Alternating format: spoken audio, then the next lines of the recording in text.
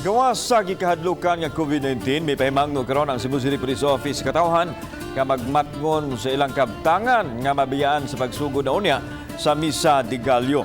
Ipanglantawan sa kapulisan nga musiaw na sab ang pagpangawat ilabi na kadto mga balay nga mabiyaan kay motambong sa Misa de Gallo ang mga tagbalay.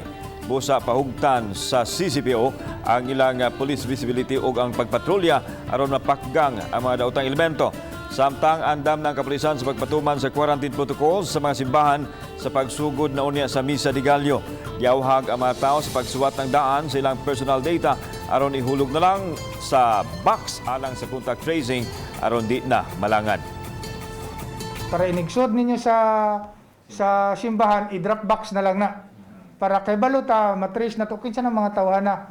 Ang nisulod sa simbahan, nga simba ko na may transmission, nga ang itudlo ang simbahan, dali ra, makatrace dayon ta.